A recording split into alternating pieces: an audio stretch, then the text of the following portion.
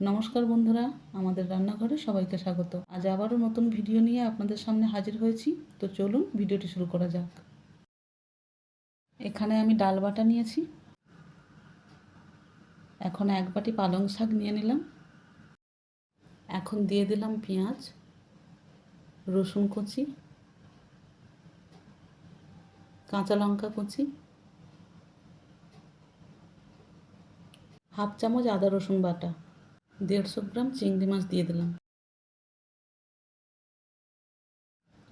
এখন দিয়ে দিচ্ছি গোটা জিরে, হলুদ গুঁড়ো, লঙ্কার গুঁড়ো, ভাজা মশলা, পরিমাণ মতো লবণ,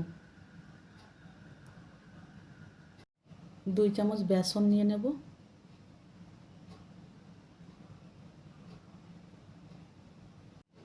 হাফ চামচের মতো সাদা তেল দিয়ে দেব।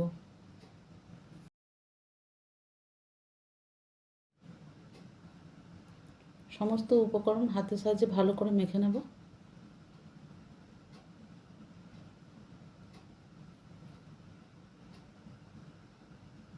এখন চলুন ভেজে নেওয়া যাক।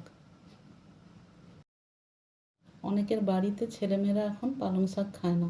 যারা খেতে চায় না তাদের এইভাবে চিংড়ি মাছ দিয়ে বানিয়ে দিয়ে দেখুন, ওরা খুশি হয়ে খাবে। এইভাবে সমস্ত বড়াগুলো তেলের মধ্যে ভালো করে মুচমুচে করে ভেজে নেব।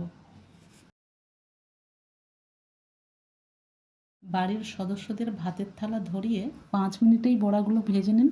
সাথে সাথেই গরম গরম ভাতের থালায় সার্ভ করে দিন। দেখবেন এক দুটোতে ওদের মন ভরবে না। এখন বড়াগুলোর এক পিঠ ভাজা হয়ে গেছে। এইভাবে দ্বিতীয় পিঠগুলো ভালো করে মুচমুচে করে ভেজে নেব।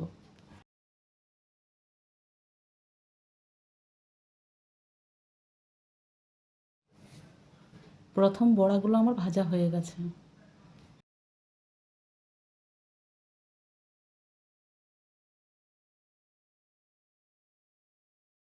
বাকি বড়াগুলোও একইভাবে ভেজে নেব।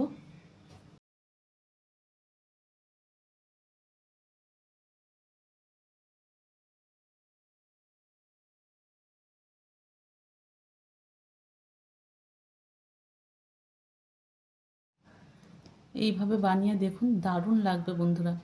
এই পালং শাকের বড়াগুলো গরম গরম ভাতে তো জমে যাবে। সমস্ত বড়াগুলো আমার ভাজা হয়ে গেছে।